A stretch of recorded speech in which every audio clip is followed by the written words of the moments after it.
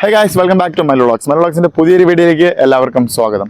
അപ്പോൾ ഇന്ന് നമ്മൾ കൊണ്ടുവന്നിരിക്കുന്നത് ഫോർഡ് ഫിഗോ ആസ്പയർ ആണ്. ഇതൊരു കോമ്പാക്ട് സെഡാൻ കാറാണ്. ഇതിന്റെ നീളം 4 മീറ്ററിനകത്താണ്. ഇത് 4 മീറ്ററിൽ അവർ കോമ്പാക്ട് സെഡാൻ ഇറക്കാനുള്ള മെയിൻ കാരണം എന്ന് പറയുന്നത് ഇത് ആഡംബര കാറിന്റെ കാറ്റഗറിയിലോട്ട് പോകത്തില്ല, ഇൻഷുറൻസിനൊക്കെ റേറ്റ് കുറവായിരിക്കും. അപ്പോൾ അങ്ങനെ കുറച്ച് ബെനിഫിറ്റ്സ് ഉള്ളതുകൊണ്ടാണ് സൈസിൽ ഒരു അല്പ വ്യത്യാസം വരുത്തിയിട്ട് ഒരു കോമ്പാക്ട് സെഡാൻ എന്നൊരു സെഗ്മെന്റിൽ ഈ വണ്ടി ഇറക്കിയത്. 2015 ഫോർഡ് വീണ്ടും റീലോഞ്ച് ആവുന്നത്. അപ്പോൾ ഉണ്ടായിരുന്ന വേരിയന്റ് എന്ന് പറയുന്നത് ഫോർഡ് ഫിഗോ ആസ്പയർ. അതായത് നമ്മുടെ 15 മുന്നേ ഉള്ള പഴയ ഫിഗോയും ഫിയസ്റ്റയും പോലെയാണ്. ഫിഗോ എന്ന് പറയുമ്പോൾ ഹാഷ് ബാക്കും, ഫിയസ്റ്റ എന്ന് പറയുമ്പോൾ സെഡാനും. ആ സെയിം സെഗ്മെന്റ് തന്നെയാണ് അവർ 2015 ലോഞ്ച് ചെയ്തപ്പോഴും ഇറക്കിയത്. ഫിഗോ ഹാഷ് ബാക്ക് ആയിരുന്നു, ആസ്പയർ വന്നിട്ട് കോമ്പാക്ട് സെഡാൻ ആയിരുന്നു. സെഡാൻ എന്ന് പറയാം, കോമ്പാക്ട് സെഡാനാണത്. അപ്പോൾ അങ്ങനെ അവർ 2015 ലോഞ്ചായി. 2015 ലോഞ്ചായപ്പോൾ അവർ ഒരുപാട് മാറ്റങ്ങൾ ഫോർഡിൽ കൊണ്ടുവന്നിട്ടുണ്ട്. കാരണം അതിന് മുന്നേ അവർ വണ്ടി നിർത്താനുള്ള കാരണം എന്ന് പറയുന്നത് മെയിൻ്റനൻസ് കോസ്റ്റ് ഒരു മെയിൻ ഘടകമായിരുന്നു. രണ്ടാമത് ഇതിൻ്റെ പാർട്സിൻ്റെ വില, അതും ഒരു മെയിൻ ഘടകമായിരുന്നു. അപ്പോൾ അതൊക്കെ ഒന്ന് ഒഴിവാക്കിയിട്ട് കുറച്ചുകൂടെ നമുക്ക് ഇന്ത്യക്കാർക്ക് ഇണങ്ങുന്ന രീതിക്കാണ് 2015 ഫോർഡ് റീലോഞ്ച് ആയത്. റീലോഞ്ച് ആയപ്പോൾ ഈ വണ്ടിയിൽ നമുക്ക് അത്യാവശ്യം ഇന്ത്യക്കാർക്ക് ഇഷ്ടപ്പെടുന്ന ഒരുപാട് കാര്യങ്ങൾ ഇതിലുണ്ട്. അപ്പോൾ ഇന്ത്യക്കാർക്ക് ഇഷ്ടപ്പെട്ട രീതിക്കാണ് 2015 ഫോർഡ് വീണ്ടും റീലോഞ്ച് ആയത്. അപ്പോൾ അതെന്തൊക്കെയാണെന്ന് നമുക്ക് നോക്കാം. ഫസ്റ്റ് നമുക്ക് വണ്ടിയുടെ ഔട്ടർ ലുക്ക് നോക്കാം, വണ്ടിയിൽ എന്തൊക്കെയാണ് മോഡൽ കാര്യങ്ങളൊക്കെ നോക്കാം. അപ്പോൾ ഫ്രണ്ട് നോക്കുമ്പോൾ നമുക്കൊരു ക്രോം ഫിനിഷ്, അതായത് ക്രോമിൻ്റെ കുറച്ച് ഒരു അല്പം കൂടുതൽ എലമെൻറ്റ്സ് കൊടുത്തിട്ട് ഒരു ഗ്രില്ല് ഫ്രണ്ടിലുണ്ട്. നമ്പർ പ്ലേറ്റ് കഴിഞ്ഞാൽ താഴെയും ഒരു ഗ്രില്ലുണ്ട്. പിന്നെ വീണ്ടും ഒരു സ്കർട്ടിങ് എന്ന് നമുക്ക് വേണമെങ്കിൽ പറയാം, അങ്ങനത്തെ ഒരു ഐറ്റം കൂടെ താഴെ കൊടുത്തിട്ടുണ്ട്. അപ്പോൾ ഈ ഒരു 3 ഭാഗമായിട്ടാണ് ഫ്രണ്ട് വരുന്നത്. പിന്നെ സൈഡിലായിട്ട് ഫോഗ് ലാംപ്സ് കൊടുത്തിട്ടുണ്ട്, അതിന് ഒരു കവറും കൊടുത്തിട്ടുണ്ട്. ഫ്രണ്ടിലെ ഈ ബമ്പറിലായിട്ട് ഫോർഡിൻ്റെ ഒരു ലോഗോ ഉണ്ട്. ഈ ഭാഗം ഫോർഡ് മസ്താങ്ങിൽ നിന്ന് കടമെടുത്ത് ചെയ്തതാണ്. ഫോർഡ് മസ്താങ്ങിന്റെ ഫ്രണ്ടിൽ ഈ ഒരു ഷേപ്പിലാണ് ചെയ്തിരിക്കുന്നത്. പക്ഷേ ഇത് നമ്മുടെ ഇപ്പോൾ ഇവിടെ ഇറങ്ങുന്ന ഒരു ബ്രാൻഡ്, അത് ഏതാണ് ബ്രാൻഡ് എന്ന് ഞാൻ പറയുന്നില്ല, ഒരു ബ്രാൻഡിനും ഈ മോഡൽ തന്നെയാണുള്ളത്. കോപ്പി അടിച്ചാണെന്ന് ഞാൻ പറയത്തില്ല ഒരിക്കലും. അപ്പോൾ അത് കഴിഞ്ഞ് ബോണറ്റിലേക്ക് വരുമ്പോൾ, ബോണറ്റ് ഒരു ഫ്ലാറ്റ് ബോണറ്റ് ഒന്നുമല്ല, ഒരു അത്യാവശ്യം കർവും ഒരല്പം നമ്മൾ സെൻട്രൽ ഭാഗം ഒന്ന് പൊങ്ങി നിൽക്കുന്ന രീതിക്കാണ് ബോണറ്റ് ചെയ്തിരിക്കുന്നത്. ഒരു സ്പോർട്ടി ലുക്ക് കിട്ടാനാണ് ഈ ബോണറ്റ് ഇങ്ങനെ ചെയ്തിരിക്കുന്നത്, അത് കൊള്ളാം. അത് കഴിഞ്ഞ് സൈഡിലേക്ക് വരുമ്പോൾ ഹെഡ്ലൈറ്റ്സ് അത്യാവശ്യം നീളത്തിനുള്ള ഹെഡ്ലൈറ്റ്സ് ആണ്. ഇത്രയും ഭാഗം മാത്രമേ നമുക്ക് ഹെഡ്ലൈറ്റ് ഉള്ളൂ, ബാക്കി അതിൻ്റെ ഡിസൈനും കാര്യങ്ങളൊക്കെ ആയിട്ട് കൊടുത്തിട്ടുള്ളതാണ്.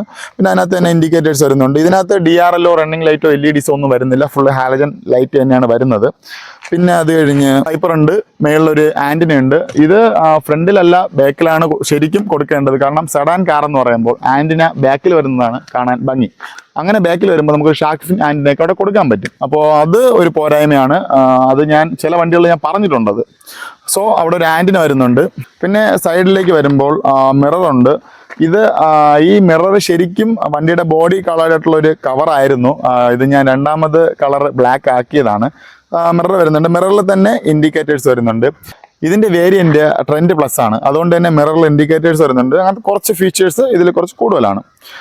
മിറർ അഡ്ജസ്റ്റബിൾ ആണ്. പിന്നെ ഒരു ക്രോമിൻ്റെ ഒരു ഫിനിഷ് ഇവിടെ കൊടുത്തിട്ടുണ്ട്, ഒരു പീസ്, അത് കൊള്ളാം, നല്ല രസമുണ്ട്.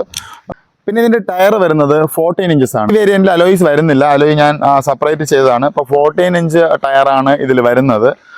പിന്നെ സൈഡിലേക്ക് വരുമ്പോൾ ഹാൻഡിൽ നമ്മുടെ ഫോർഡിൻ്റെ ഒട്ടുമിക്ക വണ്ടികൾക്കും ഈ സെയിം ഹാൻഡിൽ തന്നെയാണ്. നമ്മുടെ എക്കോ സ്പോർട്ട് ആയിരുന്നാലും, ഫ്രീ സ്റ്റൈൽ ആയിരുന്നാലും, ഫിയസ്റ്റ ആയിരുന്നാലും, ഗ്ലോബൽ ഫിയസ്റ്റ ആയിരുന്നാൽ പോലും ഈ മോഡൽ ഹാൻഡിലാണ് വരുന്നത്. അപ്പോൾ ആ സെയിം ഹാൻഡിൽ ഇവിടെ കൊടുത്തിട്ടുണ്ട്.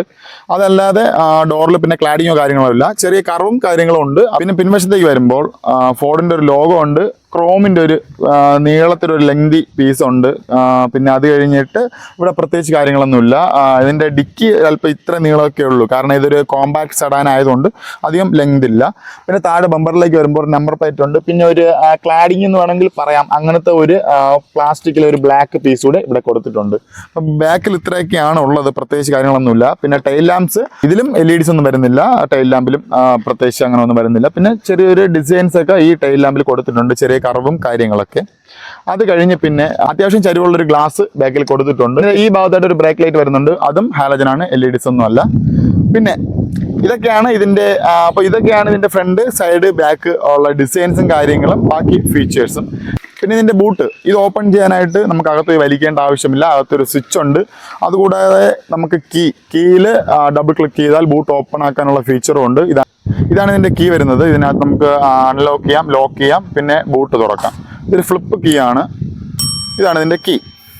ഓക്കെ, അപ്പം നമുക്കിതിൻ്റെ ബൂട്ട് ഓപ്പൺ ചെയ്ത് നോക്കാം. ഡബിൾ ക്ലിക്ക് ചെയ്തിട്ടുണ്ട്, ബൂട്ട് ഓപ്പൺ ആയി. ഇതാണ് ഇതിൻ്റെ ബൂട്ട്. ഇതിൻ്റെ അടിഭാഗത്താണ് നമുക്ക് സ്പെയർ വീൽസും കാര്യങ്ങളും വരുന്നത്. വലിയ കുഴപ്പമില്ല, അത്യാവശ്യം വിശാലമായിട്ടുള്ള ഒരു ബൂട്ട് തന്നെയാണ് ഉള്ളത്. നല്ല സ്പേസ് ഉണ്ട്. നമുക്കൊരാൾക്ക് വേണമെങ്കിൽ ഇതിനകത്ത് കയറി കിടക്കാം. ഞാൻ വേണമെങ്കിൽ കയറി കിടന്ന് കാണിച്ചു തരാമായിരുന്നു, പക്ഷേ ഞാനൊരു 6 അടി ഉള്ളതുകൊണ്ട് ഇച്ചിരി പാടായിരിക്കും. ആ സാഹചര്യത്തിന് ഞാൻ മുതിരുന്നില്ല. നമുക്ക് നേരെ ഇതിൻ്റെ ഇൻറ്റീരിയറിലേക്ക് പോകാം. ഫസ്റ്റ് നമുക്ക് ഡ്രൈവർ സൈഡ് ഡോറിൽ നിന്ന് തുടങ്ങാം. നമ്മുടെ ഫ്രീ സ്റ്റൈലിലും ഫിഗോയിലൊക്കെ കാണുന്ന അതേ ഡോർ പാഡ് തന്നെയാണ് ഇതിനുള്ളത്. ഒരു വിശാലമായ ഡോർ പാഡ്, 2 ബോട്ടിൽ ഹോൾഡേഴ്സും പിന്നെ ഒരു അല്പം കൂടെ സ്പേസ് ബാക്കിലോട്ടുണ്ട്. അവിടെ നമുക്ക് എന്തെങ്കിലുമൊക്കെ സാധനങ്ങൾ വെക്കാം. പിന്നെ 4 ഡോർ പവർ വിൻഡോയുടെ സ്വിച്ചസ് ഉണ്ട്. നമുക്ക് ഗ്ലാസ് ലോക്ക് ചെയ്യേണ്ട സ്വിച്ച് ഉണ്ട്. പിന്നെ ഹാൻഡിലും പിന്നെ ഒരു ആംറസ്റ്റും ഉണ്ട്. അത് ആംറസ്റ്റിൻ്റെ സൈഡിലായിട്ട് ഒരു കുഷൻ പീസും കൊടുത്തിട്ടുണ്ട്. അത് കൊള്ളാം. നമുക്ക് അത്യാവശ്യം വിശാലമായിട്ട് കൈവച്ച് വണ്ടി ഓടിക്കാൻ പറ്റും. ബാക്ക് ഡോറിലേക്ക് വരുമ്പോൾ ഒരു ഫ്ലാറ്റ് ആയിട്ടുള്ളൊരു ഡോർ പാഡാണ്. പ്രത്യേകിച്ച് ഹോൾഡേഴ്സോ ബോട്ടിൽ ഹോൾഡേഴ്സോ സ്പേസോ കാര്യങ്ങളോ ഇല്ല. സ്പീക്കർ കൊടുത്തിട്ടുണ്ട്, പവർ വിൻഡോയുടെ സ്വിച്ചും, ഒരു ആംറസ്റ്റ്. അത് എല്ലാ ഡോറിലും അത്യാവശ്യം നല്ലൊരു ആംറസ്റ്റ് കൊടുത്തിട്ടുണ്ട്. അവിടെ സൈഡിലായിട്ടൊരു കുഷൻ പീസും വണ്ടിയുടെ നമ്മുടെ ഈ ഡോർ പാഡിൻ്റെ കളറിന് മാച്ച് ആവുന്ന രീതിയിൽ ഒരു ബീജ് കളറിൽ ഒരു കുഷൻ പീസും കൊടുത്തിട്ടുണ്ട്. അത് എല്ലാ ഡോറിലും ഉണ്ട്. അതല്ലാതെ ബാക്കിൽ സ്പേസോ കാര്യങ്ങളൊന്നുമില്ല. അതൊരു പോരായ്മയാണ്. കാരണം പുറകിലിരിക്കുമ്പോൾ എന്തെങ്കിലും ഒരു ബോട്ടിൽ വെക്കണമെന്നുണ്ടെങ്കിൽ അത് പറ്റത്തില്ല. അപ്പോൾ ഇതാണ് ഇതിൻ്റെ ഇൻറ്റീരിയർ. നമ്മുടെ ഫ്രീ സ്റ്റൈലിലും ഫിഗോയിലൊക്കെ ഉള്ള അതേ സ്റ്റിയറിങ്ങും കാര്യങ്ങളും തന്നെയാണ്. സ്റ്റിയറിംഗിൽ കൺട്രോൾ വരുന്നുണ്ട്, മ്യൂസിക് കൺട്രോൾ സ്റ്റിയറിംഗിൽ വരുന്നുണ്ട്. പിന്നെ റൈറ്റ് സൈഡിലായിട്ട് നമ്മുടെ ഇൻഡിക്കേറ്റേഴ്സ് വരുന്നുണ്ട്. ലെഫ്റ്റ് സൈഡിലായിട്ട് വൈപ്പറിൻ്റെ കൺട്രോൾ വരുന്നുണ്ട്. അത് കഴിഞ്ഞിട്ട് നമ്മൾ സ്റ്റീരിയോയിലേക്ക് വന്നു കഴിഞ്ഞാൽ ഇവിടെ അത് വിശാലമായ ഒരു സ്റ്റീരിയോ കൊടുത്തിട്ടുണ്ട്. നല്ലൊരു സ്റ്റീരിയോ തന്നെയാണ്. ഫോർഡിൻ്റെ ഒറിജിനൽ സ്റ്റീരിയോ ആണ്. ബ്ലൂടൂത്ത് ഒക്കെ ഉണ്ട്. സ്റ്റീരിയോയുടെ 2 സൈഡിലായിട്ട് AC വെൻസ് കൊടുത്തിട്ടുണ്ട്. ഒരു പിയാനോ ബ്ലാക്ക് എലമെൻറ്റും ഇവിടെ കൊടുത്തിട്ടുണ്ട്. പിന്നെ ഈ ഭാഗത്തായിട്ട് ഹസാർഡിൻ്റെ സ്വിച്ച് വരുന്നുണ്ട്. പിന്നെ ഈ സ്റ്റീരിയോയ്ക്കകത്ത് നിങ്ങൾ ഓക്സ് കൊടുക്കുന്ന സ്പേസും കണ്ടു കാണില്ല, പെൻഡ്രൈവ് കൊടുക്കുന്ന സ്പേസും കണ്ടു കാണില്ല. കാരണം അത് പുറത്തല്ല വരുന്നത്. ഇത് ഈ ഭാഗത്തായിട്ട് സ്വിച്ച് കാണും. അത് പ്രസ് ചെയ്യുമ്പോൾ ഇത് ഓപ്പൺ ആയിട്ട് ഇതിനകത്താണ് ഓക്സിൻ്റെതും പെൻഡ്രൈവിൻ്റെതും വരുന്നത്. പിന്നെ ഈ ഭാഗത്തായിട്ട് പെൻഡ്രൈവും നമുക്ക് ഓക്സും കൊടുക്കാൻ പറ്റും. പിന്നെ അത്യാവശ്യം കുറച്ച് സാധനങ്ങളും ഇതിനകത്ത് നമുക്ക് സ്റ്റോർ ചെയ്യാൻ പറ്റും. പിന്നെ ഒരു ഫീച്ചർ കൂടെ അതിനുണ്ട്, കാണിച്ചു തരാം. ഇത് നമുക്കൊരു മൊബൈൽ ഹോൾഡറായിട്ടും യൂസ് ചെയ്യാം. കാരണം മൊബൈൽ ഇത് ഇങ്ങനെ വെച്ചിട്ട് നമുക്ക് മൊബൈൽ ഹോൾഡറായിട്ടും യൂസ് ചെയ്യാൻ പറ്റും. അത്യാവശ്യം തരക്കേടില്ലാതെ മൊബൈലോട്ട് ഇരുന്നോളും. തെറിച്ച് വിടുത്തുന്നില്ല. അതിനുള്ള ലോക്കും കാര്യങ്ങളൊക്കെ അതിൽ കൊടുത്തിട്ടുണ്ട്. അതുകൂടെ അവർ ശ്രദ്ധിച്ച് ചെയ്തിട്ടുണ്ട്. അപ്പോൾ ഇതാണ് ഇതിൻ്റെ കാര്യം. പിന്നെ ഈ സൈഡിലായിട്ട് ഒരു AC വെന്റ് വരുന്നുണ്ട്. ഇതൊരു ക്രോം ഫിനിഷ്. അതിൻ്റെ 4 സൈഡും ചുറ്റും റൗണ്ടായിട്ട് കൊടുത്തിട്ടുണ്ട്. ഇവിടെ എയർ ബാഗ്സ് വരുന്നുണ്ട്. ഗ്ലോ ബോക്സ് വലിയ കുഴപ്പമില്ലാത്തൊരു ഗ്ലോ ബോക്സ് ആണ്. ഇതിനകത്ത് ലൈറ്റ്സ് വരുന്നില്ല, എന്നിരുന്നാൽ കൂടി വലിയ കുഴപ്പമില്ലാത്തൊരു ഗ്ലോ ബോക്സ് തന്നെയാണ്. പിന്നെ ഈ ഭാഗത്തേക്ക് വരുമ്പോൾ ഇവിടെയാണ് ഇതിൻ്റെ AC-യുടെ കൺട്രോൾസും കാര്യങ്ങളും, ഫാൻ ഓൺ ചെയ്യാനുള്ളത്, AC-യുടെ സ്വിച്ചും കാര്യങ്ങളും, ഹീറ്റ് അങ്ങനത്തെ കാര്യങ്ങളെല്ലാം ഈ ഭാഗത്തായിട്ടാണ് വരുന്നത്. തൊട്ട് താഴെയായിട്ട് മൊബൈൽ വെക്കേണ്ട ഒരു സ്പേസ് കൂടെ ഉണ്ട്.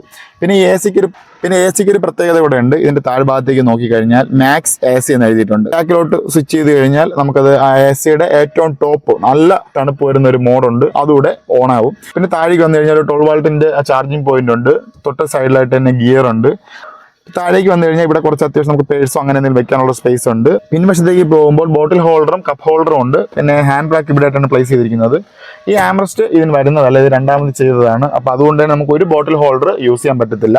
അപ്പോൾ ഇതൊക്കെയാണ് ഫ്രണ്ടിലെ കാര്യങ്ങൾ. സീറ്റ്സിൻ്റെ കാര്യങ്ങളിലേക്ക് വരുമ്പോൾ സീറ്റ് അത്യാവശ്യം നല്ല ഒരു സീറ്റ് തന്നെയാണ്. കാരണം ഒരു ബക്കറ്റ് സീറ്റാണ്. നമുക്ക് പെട്ടെന്ന് നടുവേദന കാര്യങ്ങളൊന്നും വരത്തില്ല. അത്യാവശ്യം ലോങ് ട്രാവൽ ചെയ്യുന്ന സമയത്തായിരുന്നാലും തൈ സപ്പോർട്ടും കാര്യങ്ങളും ആവശ്യം പോലെ ഉണ്ട്. അഡ്ജസ്റ്റബിൾ ഹെഡ് റെസ്റ്റ് തന്നെയാണ് ഇതിന് വരുന്നത്. അത്യാവശ്യം നല്ല കുഷനും കാര്യങ്ങളുള്ള ഒരു സീറ്റ് തന്നെയാണ് ഫിഗോ ആസ്പയറിനുള്ളത്. ഇതാണ് ഇതിൻ്റെ ഇൻസ്ട്രുമെന്റ് ക്ലസ്റ്റർ. നമുക്ക് കീ ഓൺ ചെയ്യുമ്പോൾ എല്ലാ വാർണിംഗ് ലൈറ്റുകളും നമുക്ക് എനേബിൾ ആവുന്നത് കാണാം. നമ്മുടെ ഡീസൽ കേജ്, സ്പീഡിൻ്റെത്, പിന്നെ RPM കേജ്, ഇത്രയും ഇതിനകത്തുണ്ട്. ഇവിടെ ഒരു ഡിജിറ്റൽ ഡിസ്പ്ലേയും കൊടുത്തിട്ടുണ്ട്. അതിനകത്ത് നമുക്ക് നമ്മുടെ ട്രിപ്പ്, ഇനി എത്ര കിലോമീറ്റർ വണ്ടി ഓടും, അത് കഴിഞ്ഞിട്ട് ആവറേജ് മൈലേജ്, പിന്നെ ആവറേജ് കിലോമീറ്റർ പെർ അവർ, അത് കഴിഞ്ഞിട്ട് ഇതിൻ്റെ വണ്ടിയുടെ നമുക്ക് പുറത്തുള്ള ടെമ്പറേച്ചർ, അത്രയും കാണും. പിന്നെ ഇതിൽ എക്കോ മോഡ് എന്ന് പറയുന്ന ഒരു ഓപ്ഷൻ കൂടെ ഉണ്ട്. അതിട്ട് കഴിഞ്ഞാൽ നമുക്ക് കുറച്ചുകൂടെ ഫ്യൂവൽ നമുക്ക് സേവ് ചെയ്യാൻ പറ്റും. അത്യാവശ്യം മൈലേജ് കിട്ടുന്ന ഒരു മോഡാണ് എക്കോ മോഡ്. പവറിനൊന്നും പ്രത്യേകിച്ച് വ്യത്യാസങ്ങളോ കാര്യങ്ങളോ ഒന്നുമില്ല. അപ്പോൾ ഇത്രയൊക്കെയാണ് ഇൻസ്ട്രുമെന്റ് ക്ലസ്റ്ററിലുള്ള കാര്യങ്ങൾ. പ്രത്യേകിച്ച് ഡിജിറ്റലായിട്ടൊന്നും വരുന്നില്ല, എല്ലാം അനലോഗ് തന്നെയാണ് വരുന്നത്. ഈ ഭാഗത്തായിട്ടാണ് ഹെഡ്ലൈറ്റിൻ്റെ സ്വിച്ച് വരുന്നത്. പിന്നെ നമുക്ക് ഇതൊന്ന് പ്രസ് ചെയ്ത് കഴിഞ്ഞാൽ ഹെഡ്ലൈറ്റിൻ്റെ ഹൈറ്റ് അഡ്ജസ്റ്റ് ചെയ്യുന്നത് നമുക്ക് ഇവിടെ ആയിട്ടാണ് വരുന്നത്. അതൊന്ന് ഹിഡൻ ആയിട്ട് വെച്ചിട്ടുണ്ട്. പിന്നെ ഫോഗ് ലാമ്പിൻ്റെ സ്വിച്ചസ് ഇവിടെ കൊടുത്തിട്ടുണ്ട്. ബൂട്ട് ഓപ്പൺ ചെയ്യുന്നത് റൈറ്റ് സൈഡിൽ ഈ സ്വിച്ചിലാണ്. നമ്മുടെ പെട്രോൾ ടാങ്കിൻ്റെ ഓപ്പൺ വരുന്നത് ഈ ഭാഗത്തായിട്ടാണ്. പക്ഷേ ബൂട്ട് ഓപ്പൺ ചെയ്യുന്നത് ഇവിടെയാണ്. അതുകൂടെ അവർക്ക് ഇവിടെ കൊടുക്കാമായിരുന്നെങ്കിൽ കുറച്ചുകൂടെ ഫീച്ചറിസ്റ്റിക് ആയേനെ. അപ്പോൾ ഇതൊക്കെയാണ് മുൻഭാഗത്തെ കാര്യം. നമുക്കിനി ബാക്ക് റോ എങ്ങനെയാണെന്ന് നോക്കാം. അപ്പോൾ ഇതാണ് ഇതിൻ്റെ ബാക്ക് റോ. ഞാൻ ഒരു 6 അടി ഹൈറ്റ് ഉണ്ട്. എന്നിരുന്നാൽ കൂടി വലിയ കുഴപ്പമില്ല, എനിക്ക് മുട്ട് തട്ടുന്നില്ല. ഇതിപ്പോൾ സീറ്റ് ഒരു പകുതിയിലാണ് ഇട്ടിരിക്കുന്നത്. തൈ സപ്പോർട്ട് അത്ര ഇല്ല എങ്കിൽ പോലും വലിയ കുഴപ്പമില്ലാതെ നമുക്കൊരു 3 പേർക്ക് സുഖമായിട്ട് ബാക്കിലിരിക്കാം. അഡ്ജസ്റ്റബിൾ ഹെഡ് റെസ്റ്റ് ആണ് ബാക്കിലും വരുന്നത്. പിന്നെ ബാക്കിലത്തെ ഹെഡ് റൂം അത്ര ഉണ്ടെന്ന് എനിക്ക് തോന്നുന്നില്ല, കാരണം എൻ്റെ തല ചെറുതായിട്ട് തട്ടുന്നുണ്ട്. എൻ്റെ തല ചെറുതായിട്ട് തട്ടുന്നുണ്ട്. അപ്പോൾ ഇവിടുത്തെ ഹെഡ് റൂം ഭയങ്കര വലുതായിട്ടില്ല. അത് സെഡാൻ ആയതുകൊണ്ട് ഈ ഒരു കർവിൻ്റെ പ്രശ്നമാണ്, ആ ഡിസൈൻ്റെ അങ്ങനെ ആയതുകൊണ്ട്. പക്ഷെ മുൻഭാഗത്തിരിക്കുമ്പോൾ ആ പ്രശ്നങ്ങളൊന്നുമില്ല. പിന്നെ പിൻഭാഗത്തേക്ക് വരുമ്പോൾ പിന്നെ പാഴ്സൽ ട്രേ അത്യാവശ്യം നല്ല സ്പേസ് ഉള്ള ഒരു പാഴ്സൽ ട്രേ ആണ്. അത്യാവശ്യം വീതിയും നീളമൊക്കെ ഉണ്ട്. കുറച്ച് സാധനങ്ങളൊക്കെ നമുക്ക് വിശാലമായിട്ട് ബാക്കിൽ വെക്കാൻ പറ്റും. പിന്നെ ഒരു ബാക്ക് സീറ്റിലും ഒരു ആംറസ്റ്റ് വരുന്നുണ്ട്. ഇത് സീറ്റ് കവർ ചെയ്തിരിക്കുന്നത് കൊണ്ടാണ് ഇങ്ങനെ. ഒരു കപ്പ് ഹോൾഡേഴ്സ് ഒന്നും ഇല്ല, പക്ഷെ ഒരു ആംറസ്റ്റ് പിൻഭാഗത്തും വരുന്നുണ്ട്. അത് കൊള്ളാം. ഇപ്പോൾ നമ്മളൊരു ലോങ് ഡ്രൈവൊക്കെ പോകുന്ന സമയത്ത് പിറകിലിരിക്കുന്നവർക്ക് ഇത് നല്ല യൂസ് ആയിട്ടുള്ളൊരു കാര്യമാണ്. അപ്പോൾ ഒരു ആംറസ്റ്റ് കൂടെ ബാക്കിലുണ്ട്. അപ്പോൾ പിൻഭാഗത്തെ കാര്യങ്ങൾ ഇതൊക്കെയാണ്. വലിയ കുഴപ്പമില്ല. നമുക്കൊരു 5 പേർക്ക് നല്ല സുഖമായിട്ട് യാത്ര ചെയ്യാൻ പറ്റുന്ന ഒരു കാറാണ് ഫോർഡ് ഫിഗോ ആസ്പയർ. ഇനി നമുക്ക് വണ്ടി ഒന്ന് ഡ്രൈവ് ചെയ്യുമ്പോൾ ഉള്ള എക്സ്പീരിയൻസ് എങ്ങനെയാണെന്ന് നോക്കാം. ഓക്കെ, അപ്പോൾ നമുക്ക് ഇനി വണ്ടി ഓടിക്കുമ്പോൾ ഉള്ള എക്സ്പീരിയൻസ് എങ്ങനെയാണെന്ന് നോക്കാം. അപ്പോൾ വണ്ടി നമ്മൾ ഓടിക്കുന്നതിന് മുന്നേ ഫസ്റ്റ് സീറ്റ് ബെൽറ്റുകൾ ഇടുക. സീറ്റ് ബെൽറ്റ് ഇട്ട് മാത്രം വണ്ടി ഓടിക്കുക, നിയമലംഘനങ്ങൾ ചെയ്യാതിരിക്കുക. ഓക്കെ, വണ്ടി നമുക്കൊന്ന് സ്റ്റാർട്ട് ചെയ്യാം. ഓക്കെ, അപ്പോൾ വണ്ടി സ്റ്റാർട്ടായിട്ടുണ്ട്. AC ഇവിടെ ഓൺ ചെയ്തേക്കാം. ഓക്കെ, വലിയ നോയ്സോ കാര്യങ്ങളോ ഉള്ള ഒരു എഞ്ചിൻ അല്ല ഇതിനകത്ത് ഇരിക്കുന്നത്. ഈ 2015 നമ്മളിപ്പോൾ റീലോഞ്ച് ആയ സമയത്ത് അവർ ഒരുപാട് മാറ്റങ്ങൾ വരുത്തിയിട്ടുണ്ട്. പിന്നെ ഡീസൽ എഞ്ചിൻ ആയതുകൊണ്ട് നല്ല പവറാണ് വണ്ടിക്ക്. നമ്മൾ ആക്സിലേറ്റർ കൊടുക്കണമെന്നില്ല. ഫസ്റ്റ് ഗിയർ ഇട്ടിട്ട് നമ്മളെ ക്ലച്ച് റിലീസ് ചെയ്താൽ തന്നെ വണ്ടി അത്യാവശ്യം മൂവ് ആയിക്കോളും. പ്രത്യേകിച്ച് ലാഗോ കാര്യങ്ങളോ ഒന്നുമില്ല. വിത്ത് ടെർബോ ആയതുകൊണ്ട് നല്ല പവറാണ് വണ്ടി ഓടിക്കാനായിട്ട്. ഇതിന്റെ പെട്രോൾ വേരിയന്റ് പക്ഷെ ഇത്ര പവറോ കാര്യങ്ങളോ ഒന്നുമില്ല. കുറച്ച് ലാഗ് നമുക്ക് പെട്രോൾ വേരിയന്റിൽ ഫീൽ ചെയ്യും, കാരണം അത് വിത്തൗട്ട് ടെർബോ ആണ്. പിന്നെ ഇതിന്റെ സ്റ്റിയറിംഗ് പെർഫോമൻസ് അത് പറയാതിരിക്കാൻ വയ്യ. അത്യാവശ്യം നല്ല പെർഫോമൻസ് ആണ്. നമ്മൾ നല്ല ഫുള്ള് വളച്ചിട്ട് നമ്മളൊന്ന് മൂവ് ചെയ്താൽ പോലും സ്റ്റിയറിംഗ് തിരിച്ച് റിട്ടേൺ കറക്റ്റാ വരും. നമുക്ക് അങ്ങനത്തെ ലാഗോ കാര്യങ്ങളൊന്നും അങ്ങനത്തെ പ്രത്യേകിച്ച് ലാഗോ കാര്യങ്ങളൊന്നുമില്ല. അത്യാവശ്യം നല്ല സ്മൂത്തും പവറും ആണ് വണ്ടി ഓടിക്കാൻ. പിന്നെ ഇതിന്റെ ബോഡി റോള്, ഇതൊരു കോമ്പാക്ട് സെഡാൻ ആയതുകൊണ്ട് തന്നെ ഇതിന് ബോഡി റോള് വളരെ കുറവായിരിക്കും. നമ്മൾ ഫ്രീ സ്റ്റൈല് നോക്കുന്ന സമയത്ത് അതിന് ഇച്ചിരി ബോഡി റോൾ ഉണ്ട്, കാരണം അതൊരു ക്രോസ് ഓവർ സെഗ്മെന്റ് ആണ്. ഹാഷ് ബാക്കും അല്ല, SUVയും അല്ല. അപ്പൊ അതിനിടയ്ക്ക് നിൽക്കുന്ന ഒരു സെഗ്മെന്റ് ആയതുകൊണ്ട് തന്നെ ഈ ഫ്രീ സ്റ്റൈലിന് ഒരു അല്പം ബോഡി റോൾ ഉണ്ട്. ആ ഫ്രീ സ്റ്റൈലിനെ താരതമ്യം ചെയ്യുമ്പോൾ അസ്പയറിന് ഒരല്പം ബോഡി റോൾ കുറവാണ്. ഈ സെയിം തന്നെയാണ് നമ്മുടെ ഫിഗോയും. ഇതിന്റെ സെയിം 2015 ലോഞ്ചായ ഫിഗോയും അത്യാവശ്യം ബോഡി റോളും കാര്യങ്ങളൊന്നും ഇല്ലാത്ത ഒരു വണ്ടി തന്നെയാണ്. മിറർ നമ്മുടെ ഫോർഡ്, അതായത് ആസ്പയറിൽ മിറർ അഡ്ജസ്റ്റ് ചെയ്യുന്നത്, നമ്മുടെ സൈഡ് 2 റിയർവ്യൂ മിററും അഡ്ജസ്റ്റ് ചെയ്യുന്നത് ഈ ഭാഗത്തായിട്ട് അതിന്റെ സ്വിച്ച് കൊടുത്തിട്ടുണ്ട്. അത് ഞാൻ പറയാൻ വിട്ടുപോയതാണ്. ഈ സെയിം തന്നെയാണ് നമ്മുടെ എക്കോസ്പോർട്ട്, ഫിഗോ, ഫ്രീ സ്റ്റൈൽ അങ്ങനത്തെ ഫോർഡിന്റെ, അതായത് 2015 ശേഷം റീലോഞ്ച് ആയ ഒട്ടുമിക്ക വണ്ടികളിലും ഇവിടെ തന്നെയാണ് അതിന്റെ സ്വിച്ച് കൊടുത്തിട്ടുള്ളത്. നമുക്ക് അവിടെ ഇരിക്കുമ്പോൾ കുറച്ച് ബുദ്ധിമുട്ടാണ് ഇത് അഡ്ജസ്റ്റ് ചെയ്യാനെന്ന് തോന്നുമെങ്കിലും വലിയ കുഴപ്പമില്ല നമുക്കിത് യൂസ് ചെയ്യാനായിട്ട്. സാധാരണ എല്ലാ വണ്ടികളിലും ഡോർ പാഡിലൊക്കെയാണ് നമ്മൾ കണ്ടുവരുന്നത്. ഈ വണ്ടിയിൽ വ്യത്യസ്തമായിട്ട് ഈ ഡോറിന്റെ മേളിലായിട്ട് കൊടുത്തിട്ടുണ്ട്. ഇതിന്റെ നമുക്ക് മൈലേജ്, നമ്മൾ വണ്ടി ഓടിക്കുന്ന സമയത്ത് നമുക്ക് അത്യാവശ്യം മൈലേജ് കാര്യങ്ങൾ കിട്ടണം എന്നുണ്ടെങ്കിൽ ഒരു 1.5 ഒരു 1500 RPM നമ്മൾ മെയിൻറ്റെയിൻ ചെയ്താണ് വണ്ടി ഓടിക്കുന്നത് എങ്കിൽ നമുക്ക് അത്യാവശ്യം നല്ല മൈലേജ് കിട്ടും. നമുക്ക് ഒരുപാട് ത്രോട്ടിൽ കൊടുത്ത് ഡീസൽ കത്തിക്കാതെ നമ്മളൊരു 1500 RPM, അപ്പോഴത്തേക്കും ഈ എക്കോ മോഡ് ഓൺ ചെയ്ത് കഴിഞ്ഞാൽ ഇതിൽ നമ്മളൊരു 1500 RPM ആകുമ്പോൾ അതിൽ ഗിയർ ഷിഫ്റ്റ് ചെയ്യേണ്ട ആരോ കാണിക്കും. അപ്പോൾ ആ എക്കോ മോഡിൽ ഓടിക്കുമ്പോൾ കറക്റ്റ് 1500 ആ RPM മെയിൻറ്റെയിൻ ചെയ്ത് യൂസ് ചെയ്യാൻ പറ്റും. സോ ആ ടൈമിൽ നമുക്ക് കുറച്ച് മൈലേജ് കൂടുതൽ കിട്ടും. അതല്ലാതെ ഓഫ് ചെയ്തിട്ട് നമ്മളൊരു ഫൺ ഡ്രൈവ് ആയിട്ടൊക്കെയാണ് ഓടിക്കുന്നതെങ്കിൽ ഞാൻ ഈ പറഞ്ഞ മൈലേജ് ഒന്നും കിട്ടത്തില്ല, കുറച്ചുകൂടെ മൈലേജ് കുറയും. അപ്പോൾ ഇതൊക്കെയാണ് ഫോർഡ് ഫിഗോ ആസ്പയറിൻ്റെ വിശേഷങ്ങൾ. നിങ്ങൾക്ക് വണ്ടിയുടെ കാര്യങ്ങൾ പറഞ്ഞപ്പോൾ അതെല്ലാം ഇഷ്ടപ്പെട്ടെന്ന് ഞാൻ വിചാരിക്കുന്നു. പിന്നെ ഇതിൻ്റെ മെയിൻ്റനൻസ് കോസ്റ്റ് വരും. നമുക്ക് പീരിയോഡിക് സർവീസ് ആണ് എന്നുണ്ടെങ്കിൽ ഒരു 5000 രൂപയ്ക്കകത്ത് മാത്രമേ ഇതിൻ്റെ പീരിയോഡിക് സർവീസ് ആകത്തുള്ളൂ. ഞാനിപ്പോൾ ഇത് ഷോറൂമിൽ കൊടുത്തല്ല സർവീസ് ചെയ്യുന്നത്. നമുക്ക് വിശ്വാസമുള്ള ഒരു വർക്ക്ഷോപ്പ് ഉണ്ട്. അപ്പോൾ അവിടെ നിന്നാണ് സർവീസ് ചെയ്യുന്നത്. അപ്പോൾ ഫോർഡ് നമുക്ക് ഒരുപാട് പണി തരുന്നുണ്ടോ എന്ന് ചോദിച്ചു കഴിഞ്ഞാൽ 2015 ശേഷം ഒരു പണി നമുക്ക് ഫോർഡ് തരുന്നില്ല. ചില പ്രമുഖ ബ്രാൻഡുകളായിട്ട് താരതമ്യം ചെയ്തപ്പോൾ പോലും ഫോർഡിൻ്റെ മെയിൻ്റനൻസ് കോസ്റ്റ് കുറവായിരുന്നു. പ്രത്യേകിച്ച് അതായത് ഇതിന് നോർമലി ഇതിൻ്റെ സ്പെയറിന് വില കൂടുതൽ എന്ന് പറയുന്നത്, ഇതിൻ്റെ സ്പെയറൊക്കെ നോർമലി നമ്മൾ ചീപ്പ് റേറ്റിന് കിട്ടുന്നതിനേക്കാളും അത്യാവശ്യം ക്വാളിറ്റി കാണും. ഫോർഡിൻ്റെ സ്പെയറൊക്കെ അങ്ങനെയാണ്. ഇതിൻ്റെ ഓരോ പാർട്സിനും നല്ല വിലയുണ്ട്. ആ ഒരു വിലയാണ് ഇതിൽ വ്യത്യാസം വരുന്നത്, സ്പെയറിന് വില കൂടുതലെന്ന് പറയുന്നത്. അതല്ലാതെ ഓവർ പ്രൈസ്ഡ് ഒന്നുമല്ല, അതിൻ്റെ ക്വാളിറ്റിക്ക് അനുസരിച്ചുള്ള വിലയാണ് അത് വാങ്ങുന്നത് എന്നാണ് എനിക്ക് തോന്നിയിട്ടുള്ളത്. എന്നിരുന്നാൽ കൂടി 2015 ശേഷമുള്ള ഫോർഡിന് യാതൊരുവിധ ഓവർ പ്രൈസ്ഡോ അല്ലെങ്കിൽ ഭയങ്കരമായിട്ടുള്ള മെയിൻ്റനൻസോ അങ്ങനെ പണികളോ അങ്ങനെ ഒന്നുമില്ല. നമുക്കിപ്പോൾ നൈസായിട്ട് ചില ഇവിടുത്തെ നമ്മളെ പോപ്പുലർ ആയിട്ടുള്ള ബ്രാൻഡുകൾ കൊണ്ടു നടക്കുന്നത് പോലെ ഈ വണ്ടി കൊണ്ടു നടക്കാം. പിന്നെ മൈലേജ് ഇതിപ്പോൾ ഒരു ഡീസൽ വണ്ടി ആയതുകൊണ്ട് തന്നെ എനിക്ക് കുറച്ച് അത്യാവശ്യം നല്ല മൈലേജ് കിട്ടുന്നുണ്ട്. ഒരു 20 മേളിൽ മൈലേജ് കിട്ടുന്നുണ്ട്. അപ്പോൾ വലിയ മെയിൻ്റനൻസോ കാര്യങ്ങളോ ഒന്നുമില്ല. നമുക്ക് ഇത്തിരി ബഡ്ജറ്റ് ഫ്രണ്ട്ലി ആയിട്ടൊക്കെ വണ്ടി കൊണ്ടു നടക്കാം. ഓക്കെ, അപ്പോൾ ഇതൊക്കെയാണ് ഫോർഡ് ഫിഗോ ആസ്പയറിൻ്റെ വിശേഷങ്ങൾ. നമ്മുടെ അവലോകനം സീരീസ് ഇനിയും തുടർന്നുകൊണ്ട് തന്നെ ഇരിക്കും. അപ്പോൾ വീഡിയോ ഇഷ്ടപ്പെടുകയാണെങ്കിൽ ചാനൽ ഒന്ന് സബ്സ്ക്രൈബ് ചെയ്യാനും വീഡിയോ ലൈക്ക് ചെയ്യാനും നിങ്ങളുടെ ഫ്രണ്ട്സിനോട്ടും ഫോർഡ് എടുക്കാൻ താല്പര്യമുള്ള നിങ്ങളുടെ ഫ്രണ്ട്സിനോട്ടും ഒന്ന് ഷെയർ ചെയ്യുക. ഓക്കെ, അപ്പോൾ ഇതിൽ നല്ലൊരു വീഡിയോ ആയിട്ട് ഇനിയും കാണുന്നത് വരെ